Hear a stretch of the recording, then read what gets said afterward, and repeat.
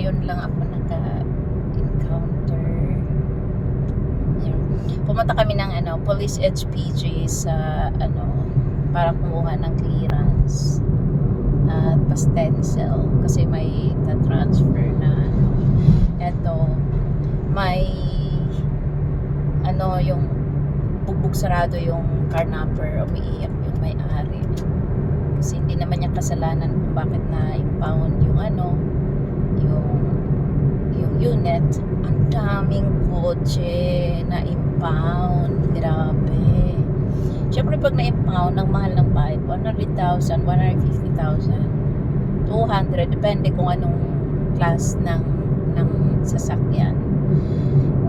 Gulat ako na grabe yung, alam mo, police na nga, imaginein mo yung police, yung training nila physically, kung paano rin sila mambugbog, o diba? Yun, daming daming nakakalungkot kasi ang daming impounded na mga van, mga kotse, PV, sedan na impound at hindi natubos dahil dito mo masasabi na you own a car. No, you loan a car na million but you cannot afford of 150,000 sa impound pagtubos mo. Hindi po talaga affordable ang pagtubos ng impound. Kumbaga may expander ka but you don't have 10,000 cash sa wallet mo kasi loan ang kotse mo.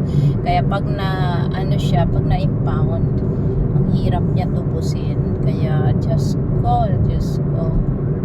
Iiyak ka talaga bilang may-ari. Kaya yun sinabi ko sa police. Kaya ayun, sabi ko sa mga driver ko na hulog boundary na pag 5 days straight na hindi maghulog boundary, dapat kung nagkasakit, dapat may kayo sa doctor, certificate or mga resita. Kasi pag 5 days, ibig sabihin din na magandang lagnat yun or sakit. Yun, pag 5 days straight kasi na hindi maghulog boundary, ayun, ipapahold ko na yung unit ko sa police HPG sa kalsada as na carnap. Kaya, or papahold ko lang kasi babawiin ko na yung unit. So yun yung kasi yun na nga ang ko, yung mga grab car ko po lahat yan ay cash. So puro yan brand nyo, hindi easy ang bumili ng brand nyo kasi kailangan mo ng millions yun. Tapos ibigay ko lang ng agad-agad, syempre para maghanap buhay tayo. Gusto ko lang naman alagaan. Ayun, pares tayo maghanap buhay kasi ako rin yung namumuhunan magbayad ng maayos na hulog boundary.